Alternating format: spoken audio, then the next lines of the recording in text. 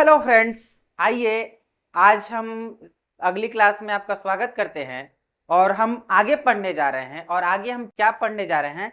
Parts पर million पढ़ने जा रहे हैं। अभी तक हम लोग mass percentage, volume percentage, mass by volume percentage cover किए थे और आज हम जो पढ़ेंगे वो क्या है? पार्ट पर मिलियन। तो हम इसको कैसे लिख सकते हैं? लिख सकते हैं यहाँ पे मास ऑफ सल्यूट, ध्यान से देखिएगा, मास ऑफ सल्यूट। ठीक है, यहाँ पे आप पार्ट ऑफ कंपोनेंट भी लिख सकते हो, कोई दिक्कत नहीं है। और ये क्या रहेगा? प्रेजेंट इन 10 पे पावर 6 ग्राम ऑफ सॉल्यूशन। ध्यान से सुनना, मैं ये भी बोल सकता हूं कि यहाँ पे क्या हो जाएगा? Part of component present in the part of 10 पे पावर 6 पार्ट ऑफ सॉल्यूशन, ऐसे बोल सकते हो, कोई दिक्कत नहीं है। सिंपल सा हम क्या बताना चाह रहे हैं कि मास ऑफ सल्यूट जो होगा वो कितने में प्रेजेंट होगा? 10 पे पावर 6 में। जैसे पीछे हम पढ़ रहे थे तो हमेशा आप क्या निकाल रहे थे? हमेशा बार बार ये ऐसे निकाल रहे थे कि 100 में चेक कर रहे थे, पर 100 ग्राम, पर 100 ग्राम और पर 100 वॉल्यूम, ऐसे कैलकुलेट कर रहे थे। लेकिन यहां पे हमेशा 10 पे पावर 6 के पार्ट में निकालना है। जब आप पीपीएम की बात करते हो तो किसकी बात करते हो? पीपीएम की। अगर मैं कहूं कि पीपीबी की बात कर लो, पार्ट पर बिलियन की बात कर लो, तो ये क्या हो जाएगा? 10 पे पावर 9 हो जाएगा, 10 पे पावर 9 हो जाएगा। अगर मैं कहूं कि इसका फॉर्मूला बनाया जाए तो फॉर्मूला बनाते हैं तो ये बनेगा पीपीएम, ध्यान से देखिएगा, ये बनेगा पीपीएम इक्वल टू, ये क्या हो जाएगा? डब्लू सल्यूट हो जाएगा यहाँ पे। और ये क्या हो जाएगा? आपका डब्लू सोल्यूशन हो जाएगा। ये क्या हो जाएगा? W solution. और ये क्या हो जाएगा? इंटू 10 पे पावर 6 हो जाएगा, 10 पे पावर 6 हो जाएगा। अगर मैं यही बात कर लूं पीपीबी का, यहां पे मैं लिख दूं पीपीबी लिख दूं, तो ये जो बनेगा वो क्या बनेगा? डब्लू सल्यूट बनेगा। और यहां पे आपका क्या आ जाएगा? W solution. और कितने में चेक करना है आपको पता होना चाहिए? 10 पे पावर 9, 10 पे पावर 9 में। अब देखो, अगर आपको लिखकर आ जाए ऐसे, ध्यान से देखिएगा, अगर लिखकर आ जाए एक्स पीपीएम, एक्स पीपीएम का मतलब क्या होगा? ध्यान से देखिएगा, एक्स अपान क्या हो जाएगा? 10 पे पावर 6। ये क्या है? सल्यूट है, ध्यान से देखिएगा, ये क्या है? पार्ट ऑफ सॉल्यूशन है। अगर ग्राम में दिया है तो आप लिखेंगे, क्या लिखेंगे? X gram, x gram of solute कहां पे प्रेजेंट है? प्रेजेंट इन 10 पे power 6 gram of solution. Simple, आप इसको ऐसे समझ सकते हैं, कोई दिक्कत नहीं है। अगर मैं वही पीपीबी के लिए बात कर लूं, यहां पे मैं लिख दूं एक्स दे दिया है पीपीबी, इसका मतलब क्या होगा? एक्स अपान 10 पे पावर 9 हो जाएगा यहाँ पे। तो अब आप क्या लिखेंगे? अब यहाँ पे क्या लिखेंगे? ये क्या है? सल्यूट है, ये क्या है? सल्यूशन है। अब इसको कैसे डिफाइन करना है? तो आप कहेंगे एक्स ग्राम ऑफ सल्यूट कहां पे प्रेजेंट है? प्रेजेंट इन 10 पे पावर 9 ग्राम ऑफ क्या? सॉल्यूशन। देखो, आपके बुक में अगर बुक पढ़ते हो, बुक में देखते हो, तो ये जो मैं ग्राम में लिख रहा हूं ना, यहाँ पे सल्यूट लिख रहा हूं, वो कंपोनेंट का पार्ट दिया होगा, तो मैं उसको ग्राम में ही लेकर चल रहा हूं, इससे कोई मैटर नहीं होने वाला है। तो देखो, मैंने क्या बताया कि अगर पीपीएम को समझना है तो एक बार मास परसेंटेज को देखो या एक बार वॉल्यूम परसेंटेज के देखो। उसमें हमने कहा था जो सल्यूट होगा वो पर 100 ग्राम में मिलेगा। यहां पे जो सल्यूट होगा वो पर 10 पे पावर क्या मिलेगा? 6 में मिलेगा, पार्ट जिसे पार्ट पर मिलियन कहेंगे। अगर 10 पे पावर 9 में देखते हैं तो उसे हम क्या कहेंगे? पार्ट पर बिलियन। उसे हम क्या कहेंगे? पार्ट पर बिलियन। अब अगर मैं कहूं, आप इसे देखो, अब इसे एक बार लिख लो, फिर मैं इसको हटाता हूं, फिर आगे बढ़ता हूं। चलिए आगे बढ़ते हैं, मैं इसको हटाता हूं। अगर मैं कहूं कि इनमें और मास परसेंटेज में क्या रिलेशन है, ध्यान से देखिएगा, इनमें और मास परसेंटेज में क्या रिलेशन है, तो अगर मैं कहूं कि इस पीपीएम की मैं बात करूं, डब्लू सल्यूट लिख लो, कोई दिक्कत नहीं है। यहां पे डब्लू सॉल्यूशन, कोई दिक्कत नहीं है। अब मैं कर रहा हूं 10 पे पावर जो 6 है उसको मैं लिख देता हूं 100 और लिख देता हूं 10 पे पावर 4, कोई दिक्कत नहीं है। आप एक काम और कर सकते हो, जो डब्लू सॉल्यूशन है उसकी जगह पे डब्लू सल्यूट प्लस क्या रख सकते हो, डब्लू सॉल्वेंट रख सकते हो, कोई दिक्कत नहीं। ठीक है। अगर मैं कहूं, ध्यान से देखिएगा, अगर मैं कहूं इसके लिए इसको मैं लिख दूं पीपीबी और ये हो जाएगा डब्लू सल्यूट और ये हो जाएगा डब्लू सॉल्यूशन इंटू क्या 100 इंटू 10 पे पावर क्या हो जाएगा यहाँ पे 7। अब ध्यान से देखना, अगर मैं कहूं कि मास परसेंटेज का फॉर्मूला याद करो, तो मैंने क्या बताया था, W upon W percentage equal to, ने बोला था W सल्यूट और क्या बताया था, अपान W सॉल्यूशन इनटू क्या 100। अब देखो, अगर मैं कहूं कि ये सेगमेंट आपको देखना है, फिर इसमें ये सेगमेंट आपको देखना है, क्या इसकी तरह मैच कर रहा है, क्या इसकी तरह मैच कर रहा है, क्या हाँ मैच कर रहा है ना। देखो यही चीज यहां पे है, यही चीज यहां पे है, तो मैं पीपीएम को पीपीबी को डब्लू अपन डब्लू परसेंटेज यानी मास परसेंटेज से हम रिलेट कर सकते हैं और हम यहां लिख सकते हैं पीपीएम और ये क्या हो जाएगा इक्वल टू, यहां पे लिख दे W upon W percentage into 10 पे पावर 4। हो गया इसका रिलेशन, हुआ कि नहीं। अगर मैं बात करूं इसका पीपीबी का, तो मैं इसको लिख सकता हूं यहां पे, क्या लिख सकता हूं यहां पे W अपान W परसेंटेज और ये क्या हो जाएगा इंटू 10 पे पावर 6।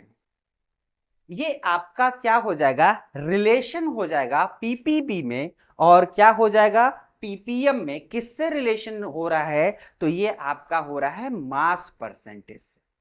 ये किसमें कैसे हो रहा है, मास परसेंटेज में।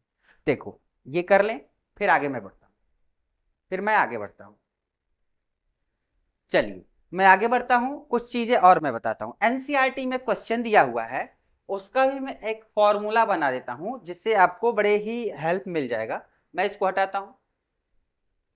अब देखो, अगर मैं कहूं कि सल्यूट, आप सल्यूट कर रहे हैं, आपको दे दिया है पीपीएम में, सल्यूट दे दिया है पीपीएम में, मान के चलिए अगर पीपीएम में दिया है, ध्यान से सुनिएगा मैं क्या बता रहा हूं यहां पे, अगर आपको दे दिया है 15 पीपीएम, इस 15 पीपीएम का मतलब क्या होता है, क्या होता है, इस 15 पीपीएम को आपको मास परसेंटेज में कैलकुलेट करना है। तो मास परसेंटेज में कैलकुलेट करने का मतलब 100 ग्राम में कितना सल्यूट प्रेजेंट है ये निकालना है आपको।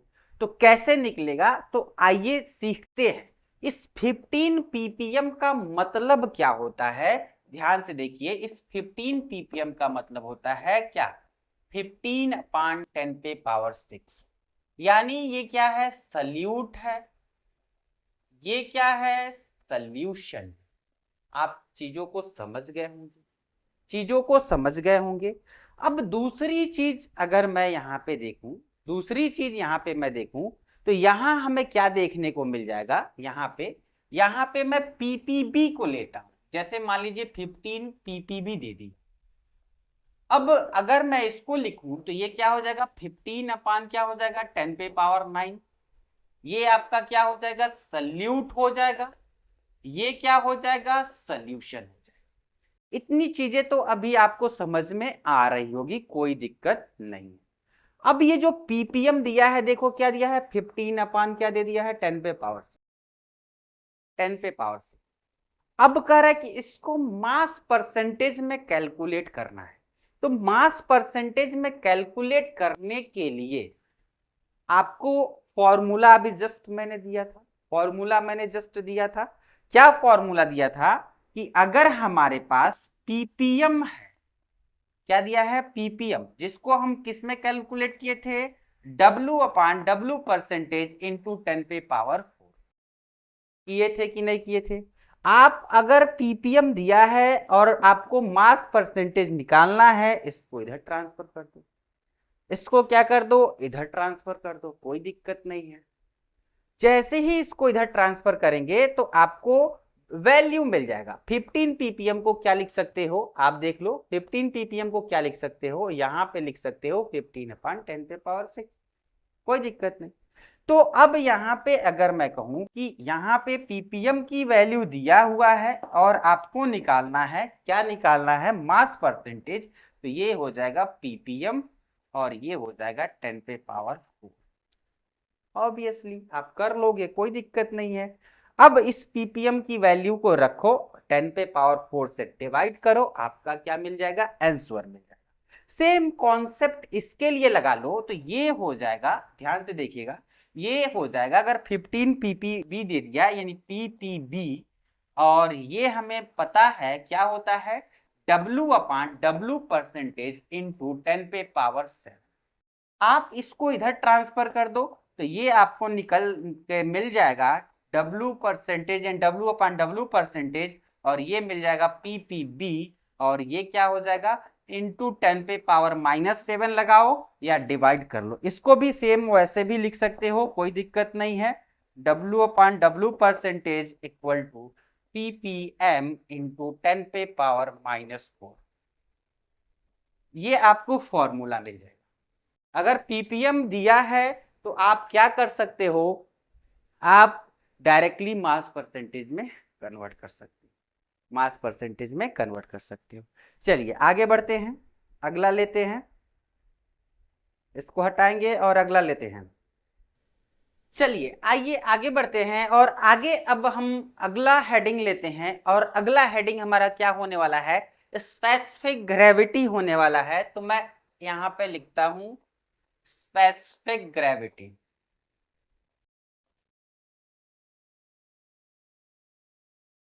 देखो अगर मैं बात करूं इनकी, तो ये सिर्फ वैलिड है किसके लिए, ये valid for solid, liquid and aqueous medium या एक्वस फेज, जो भी हो।